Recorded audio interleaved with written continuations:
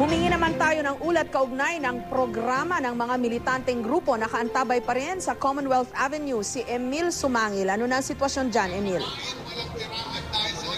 Jessica, exact location ko, kahabaan ng Commonwealth Avenue, nasa harapan ako ng Ever Gotesco. Hindi naging balakid yung pag-ulan kaninang tanghali para makalapit yung mga religista sa kanilang pwesto, ilang metro lamang ang layo mula sa akin. Ayon sa impormasyong ating natatanggap, mananatili sila rito hanggat hindi pa nagsisimula yung talumpati ni Pangulong Noynoy Aquino.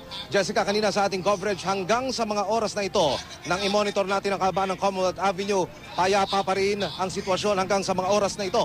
Sa kanto ng Commonwealth Avenue at Tandang Sora, binuo ng mga relista ang kanilang puwersa. 11:45 na tanghali, nagmarcha na sila patungo sa Batasan Complex. Hila-hilang effigy ng Pangulong Noynoy Aquino, nakaupo, tangan sa kanang kamay, ang kalibre 45. Ayon sa Bayan NCR, pinapakita nila sa pamamagitan ng effigy na ito ang ginawang pang-hold up ng Aquino administration sa taong bayan, kaugnay pa rin ng kontrobersyal na issue ng DAP.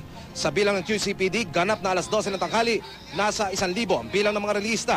Umimpil ang grupo bago tumuntong sa area ng Ever Commonwealth. Jessica, gaya ng akin nabanggit kanina, hanggang sa mga oras na ito, payapa pa rin ang sitwasyon dito sa aking kinalalagyan, kahabaan ng Commonwealth Avenue. Nasa harapan ako ng Ever Gotesco. Nasa kaliwa ko, yung mga religistang nagpapahinga habang isinasagawa yung isang programa. Nasa kabilang bakod naman, yung lane ng Commonwealth Avenue patungong Quezon City Memorial Circle, ang tropa ng Quezon City Police District. Jessica. Maraming salamat sa iyo, Emil Sumangil.